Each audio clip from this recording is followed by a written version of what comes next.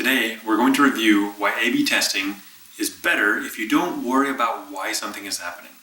In this video, we'll talk about how focusing on why can slow you down and hurt your testing program, and at the end, I'll give you a 3-step solution of what you should focus on to get better results faster.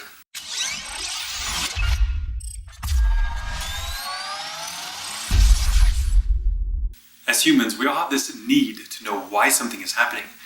And maybe it stems from when we're all younger. If one of us hits our brother or sister, our parents are like, "Why did you do that?"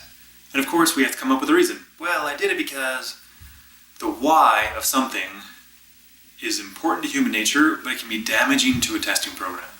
One of the major drawbacks of trying to figure out why something is working is people get stuck. They feel like they can't move forward until they fully understand why something is happening. Our need for understanding is so powerful that sometimes that need to know why can lead us on a wild goose chase to try and find the answer that isn't truly there.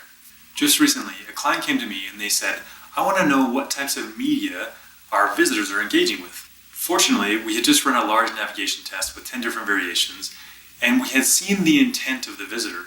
The visitors were clicking on the types of media they preferred from the navigation, and so I went to the client with the answer and I said, "Look, based on the visitor intent, we can clearly see what types of media they're interested in. The visitors were most interested in video, and then music, and then podcasts, and then our blog, and then our radio content." So after answering this client's question of exactly what types of media the visitors were interested in, he said, "But I want to know why they're interested in that media. I want to know why they're clicking those things." So my response to him is my response to everyone who's focused on the why. Why doesn't matter. Knowing why something is happening is only valuable if there's something you could change about that to make it a better experience. So if people are coming to your site and clicking on music and listening to music because it helps their commute go by faster, or if they're watching videos on your site because they're bored at home and it alleviates their boredom, knowing that why is only valuable if there's something you would actually do with that. Now, those who are honest with themselves will agree that if visitors are watching a video because they're bored, there's not much we can do with that. There's no exciting experience we can change to alleviate boredom. An important part of A/B testing is to be able to get to the point where you can accept what is. If something is winning and you have causal data to prove that it's winning, the fact that it is winning is important and is good enough. We don't need to worry about why it's winning. Again, we just accept that it's good and that it is winning. Let's take a hypothetical example to talk through this for a little bit. Suppose you've been testing your hero banner and you have an amazing hero banner, and whenever you have this hero banner on the site, you sell more products, you sell more services. It's just great for your visitors. They really resonate with this. Now, someone might stop and say, "Why? Why is this hero banner doing so well?" Asking why is only valuable if it helps you create new ideas. You don't actually have to know why something is more valuable. So in the case of the hero banner, you might say, "Well, why is it more valuable? Because people like the color. Let's try new colors." Or people like the value proposition, so let's try new value propositions. Or people like the way that we're putting these images up, so let's try some different images. Knowing the true reason why is something you may never find out, but if you did, it would only be valuable in helping you generate ideas. When you have a winning experience, you have the information you need. You know that it's winning, and your goal now is to beat that winning experience. If you can't beat it because it's the best there is, then you move on to other parts of your site. But knowing why is just that, again, it's the goose chase. You're being led around trying to find something that doesn't truly matter. So what should you do instead? Rather than focusing on the why of something is working, I want you to focus on 3 things. All 3 of these things are to help you brainstorm and ideate.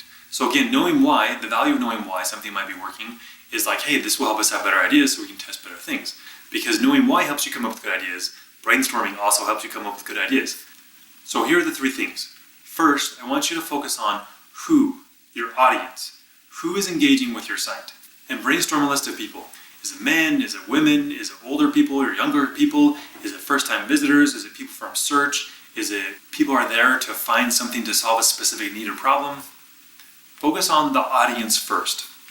And again, you want to brainstorm a list of your audiences that might be interested in your product or services. This is just a brainstorm list. This doesn't have to be exact. The second thing that I want you to look at is the context. The context is asking, where are they and in what situation is this important to them? So again, this depends on your product or service or the thing you're trying to offer, but are these people at home and they're engaging at home? Is it something they use for their business? Is it something they use while commuting? Is it something that offers them more value for their marketing? Is it something that they would implement on their side? Is it something they wear recreationally or do recreationally? The context is important. Again, these are just brainstorming ways, different types of context that people might use or be in when they're interested in your product or services or your website. And the third thing that I want you to brainstorm is the change. Well, what could you actually change if you start pairing up people and context, or the audience and the context?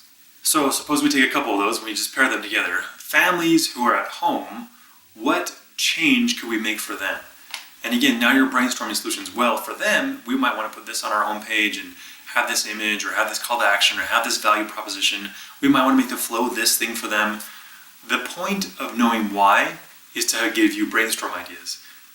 Instead, we could just brainstorm ideas. And if you know the audience, the context, and what you might change for that pairing, now you can create a great form for brainstorming ideas. So after going through a brainstorm exercise and coming up with lots of ideas, then you would start building some of those out as tests. When you do this, it's very important to do it the right way.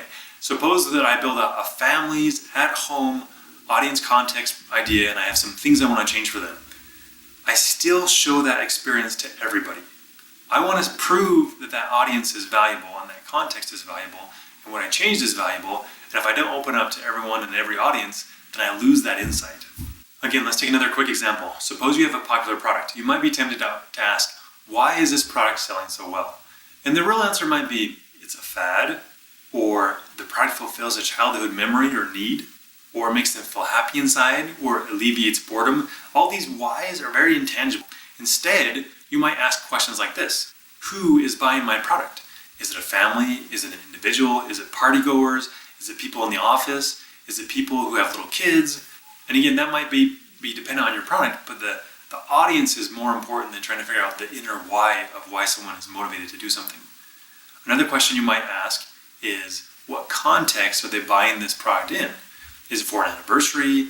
Is it for a party? Is it for personal use? Is it because they are using it for a white elephant? Is it a sporting event? Is it camp out? Like, there's all these different scenarios and contexts that people might buy your product in, and truly isolating that and understanding that is more valuable in brainstorming than knowing why. The last question you might ask is, what helps this product sell better? Is it the pricing? Is it the benefit, the value proposition? Is it the images of the product? Is it the description? Is it the testimonials? Now you start getting into the what of things you might change once you have an audience and context and you brainstorm what you could change for them. Now you have a great way to get into good testing. So in summary, don't let the why distract you. Don't try and figure out why something is working. If it's working, just go with it. And if you want to improve upon what is working, one way to do that is to have better brainstorm sessions, better ideation. To have better ideation, focus on who, your audience, focus on the context of what's important to them and how they're consuming or using or buying. And third, focus on what you might change for that audience and context pairing. And finally, open up that test that you create after your brainstorm to everyone. Thanks for joining me today. I hope you enjoyed the video and you found something valuable here. If you did, please like the video and give me that thumbs up. You can also subscribe to my channel. I post new videos every Thursday. And you can also visit me at testingtheory.com where you can join my mailing list and get updates of these videos right in your inbox.